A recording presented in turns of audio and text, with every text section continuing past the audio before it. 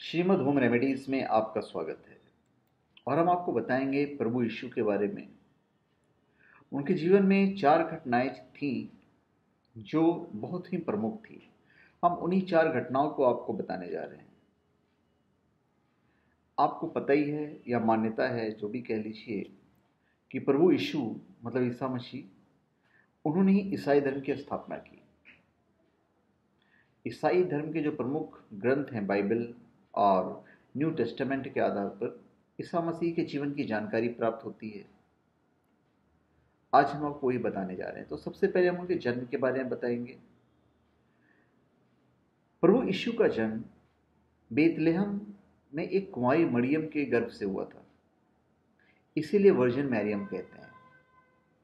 Bethlehem उस वक्त Jordan था। उनके पिता का नाम यूसुफ था, जो पेशे से बढ़ई थे, कारपेंटर। स्वयं ईसा मसीह ने भी 30 वर्ष की आयु तक अपना जो पारिवारिक बढ़ई का व्यवसाय था उसे ही करते थे। और पूरा समाज उनकी ईमानदारी और सद्व्यवहार सभ्यता से प्रभावित था। सभी उन पर ब्लाइंड फेथ करते थे, भरोसा करते थे। ईसा मसीह ने लोगों को क्षमा, शांति, दया, करुणा, परोपकार, अहिंसा, सद्व्यवहार एवं पवित्र आचरण का उपदेश दिया। उनके इन्हीं सद्गुणों के कारण लोग उन्हें शांति दूत, क्षमा मूर्ति, महात्मा कहकर पुकारने लगे। तो उनकी जो दिनों दिन जो ख्याति बढ़ती जा रही थी, तो उस वक्त की जो तात्कालीन राज सत्ता थी, वो लोग इनसे ईर्ष्या करने लगे और उन्हें टॉर्चर करना शुरू कर दिया, प्रताड़ित करना शुरू कर दिया। अगर प्रताड़ित करने की योजनाएं, नित्य नई योजनाएं बनाना शुरू कर दिया। अब हम यीशु के जो गुरु थे, हम उनकी बात कर रहे हैं। उनका नाम था यूहन्ना। विद्वान यूहन्ना से यीशु ने दीक्षा ली थी। यहूदी विद्वान यूहन्ना से भेंट होना ईसा मसीह के जीवन की महत्वपूर्ण घटना थी। यूहन्ना जोर्डन नदी के तट पर रहते थे। अभी यीशु ने सर्वप्रथम जोर्डन नदी का जल ग्रहण किया और फिर यूहन्ना से दीक्षा ली। यही दीक्षा के पश्चात ही उनका आध्यात्मिक जीवन शुरू हुआ। अपने सुधारवादी और क्रांतिकारी विचारों के कारण यूहन्ना के कैद हो जाने के बाद बहुत समय तक ईसा मृत सागर और जोर्डन नदी के आसपास के क्षेत्रों में उपदेश देते रहे। स्वर्ग के राज्य की कल्पना एवं मान्यता यहूदियों में पहले से ही थी, किंतु यीशु ने उसे एक नए और सहज रूप में लोगों के सामने प्रस्तुत किया। यीशु ने कहा कि संसार में पाप का राज्य हो रहा है, चारों तरफ पाप बढ़ रहे हैं। भले लोगों के लिए रोने धोने के अलावा इस संसार में और कुछ नहीं है। तो जो पाप का घड़ा है वो भरता चला जा रहा है और लगभग भर चुका है, भर ही गया समझो। ये फूटने ही वाला है। तो इसके बाद ईश्वर के राज्य की बारी है। यह राज्य एक आकस्मिक घटना की भांति उदित होगा और मानवता को पूर्ण जीवन प्राप्त होगा। क्या आपको पता है कि यीशु मसीह कैसे अरेस्ट हुए? उनके ही एक शिष्य ने इनके साथ विश्वासघात किया था। यीशु जो लोगों को उपदेश देते थे, उनका तरीका बड़ा वैज्ञानिक था। अज्ञानी, अनपढ़ तथा सीधे साधे लोगों को छोटी छोटी कथाओं की तरह से, जैसे हमारे जो पुराण है, जैसे एक तो वेद हो गया, फिर हमारे जो पुराण है कथाओं द्वारा समझाना, तो यीशु मसीह भी छोटी मोटी कथाओं के माध्यम से प्रेम, दया, क्षमा और भाईचारे का पाठ पढ़ाते थे। उन्होंने लोगों को समझाते हुए कहा कि सदैव यही कहा कि तुझे केवल प्रेम करने का अधिकार है।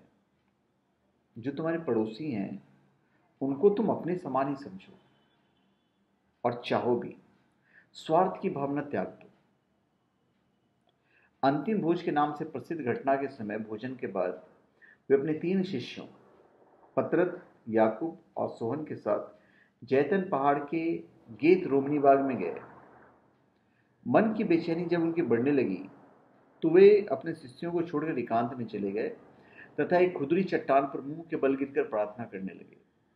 उन्होंने प्रार्थना में ईश्वर से कहा कि दुख उठाना और मरना मनुष्य के लिए दुखदायी है, किंतु हे पिता, यदि तेरी यही इच्छा है तो ऐसा ही हो।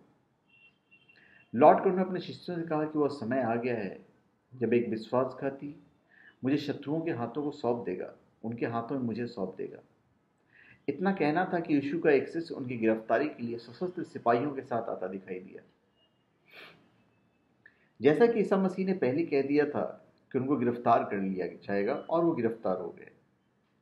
न्यायालय में उन पर कई झूठे दोष लगाए गए, यहां तक कि उन पर ईश्वर की निंदा करने का आरोप लगाकर उन्हें प्राण दंड देने के लिए जोर दिया गया। आप लोग सबको पता ही होगा कि मृत्यु के बाद भी यीशु मसीह 3 दिन के बाद जीवित हो गए थे। अभी उनके जो स्टूडेंट था, जो उनका शिष्य था, जिसने विश्वासघात किया था, उसने भी आत्महत्या कर ली। कि कॉन्शियस जो है, जब कॉन्शियस जब अलाउ नहीं करता है तो फिर आदमी यही करता है। गिल्टी फील किया उसने। सुबह होते ही यीशु को अंतिम निर्णय के लिए न्यायालय भेजा गया। अभी न्यायालय के बाहर शत्रुओं ने लोगों की भीड़ एकत्रित की और उनसे कहा कि पुकार पुकार कर यीशु को प्राण दंड देने की मांग करें, और ऐसा ही हुआ।